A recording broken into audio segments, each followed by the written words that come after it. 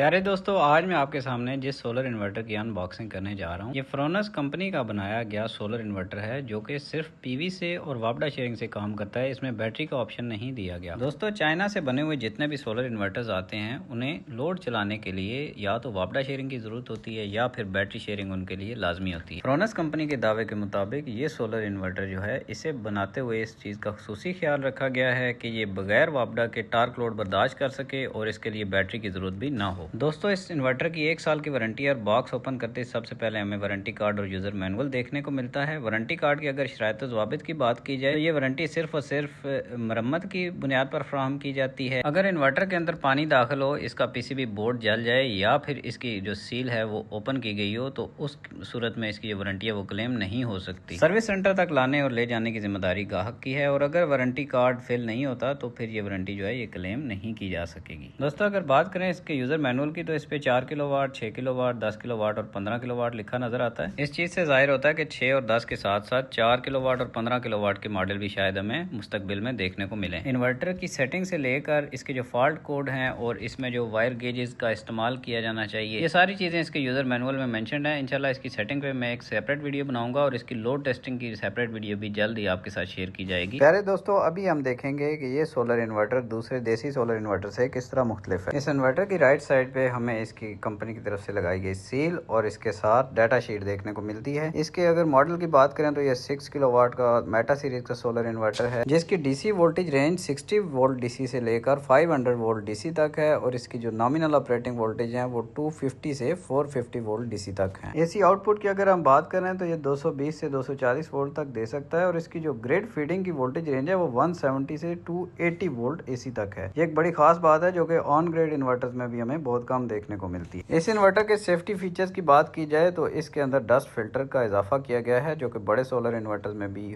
मौजूद होता है ताकि इससे मट्टी धूल से बचाया जा सके। एमपीपीटी की अगर बात की जाए तो इस सोलर इन्वर्टर में 2 बिल्ट इन एमपीपीटी हैं जो कि 18 एम्पेयर और मैक्सिमम 500 वोल्ट डीसी से ऑपरेट हो सकते हैं। इन्वर्टर के नीचे वाली साइड पे हमें इसका स्विच और इसके एसी इनपुट आउटपुट के कनेक्टर भी देखने को मिलते हैं। इसके अलावा सिटी कनेक्शन के लिए अलग कम्युनिकेशन जैक है और अर्थिंग कनेक्टर के लिए भी अलग पॉइंट दिया गया है। इस सोलर इन्वर्टर में बिल्ट इन वाईफाई नहीं है लेकिन इसमें ऑप्शनल वाईफाई मौजूद है। इसके अलावा इसमें ग्रिड फीडिंग का जो ऑप्शन है वो इसे दीगर इन्वर्टर से बहुत ज्यादा मुनफरिद बनाता है। ये तो थी इस इन्वर्टर की खूबियां, लेकिन अगर इसकी खामियों की बात की जाए तो इसमें जो मुझे कमी नजर आई है वो ये है कि इस सोलर इन्वर्टर में सिर्फ एक फैन का इस्तेमाल किया गया है। इसने अगर ग्रिड फीडिंग पे चलना है तो जाहिर सी बात है इसमें कम से कम 2 फैन होने चाहिए। वीडियो काफी लंबी होगी है। इंशाल्लाह अगली वीडियो में इस सोलर इन्वर्टर को हम खोलेंगे और देखेंगे कि इसके अंदर किस क्वालिटी का बोर्ड इंस्टॉल किया गया है। उससे अंदाजा होगा कि इसके बारे में किए जाने वाले दावे सच्चे हैं।